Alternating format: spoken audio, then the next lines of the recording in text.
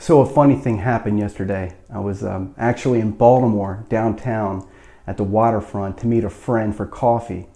And I'm more of a Motel 6 type of guy, but our meeting point was one of the nicest hotels in Baltimore. So I walked in, and the first person I saw was a priest.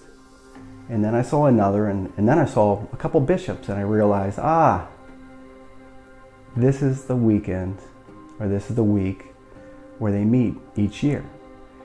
And it was the feast day of St. Martin of Tours. And Martin of Tours was that famous young soldier on his way to Gaul, and he saw a poorly clad beggar in the street. And Martin was a catechumen. He was studying to become a Catholic. And he stopped his horse and he cut off half of his robe and he covered the beggar with his robe. And later on that night, Martin had a dream. And Jesus came to him with a smile and said, "Martin the catechumen, it was me who you covered with that robe." And I was thinking in that hotel with these bishops, I was actually thinking of the future catechumens really worldwide. Martin went on to become a bishop. I wonder about these lonely catechumens today. They seem to be sort of a dying breed, these Catholics in training that actually want to join the church in this wintertime. It's a lonely breed. It's kind of a vanishing flock. And I thought about bishops and where they were at one of the nicest hotels in Maryland on the Eastern Seaboard, gathering. And I just thought, man, here we are a year after the summer of shame of 2018, where so much went wrong. And I thought, man, and they just aren't awakened to the reality of where we are in this dark time in the church.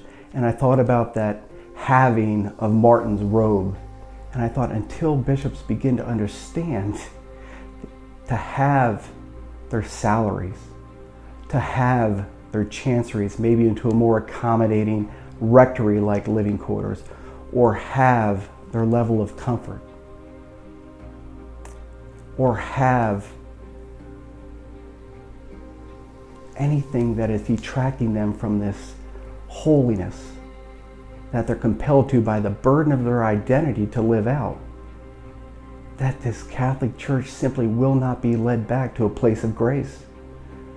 Young Martin of Tours got it. And I was thinking, when I was driving home, of the brain surgery that I had a few years back, and nothing was working. And I was in this MRI tube, and I couldn't speak because the surgery rendered my speech obsolete. And I was lying in this tube, and I was vomiting in this tube, and I was choking. And I wasn't thinking about the things, all those big whoppers of sins that I committed in the past. You know what I was thinking about? I was thinking about those things I didn't do.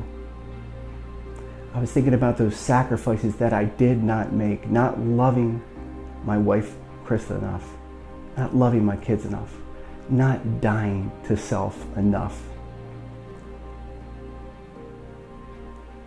And I pray these bishops understand now.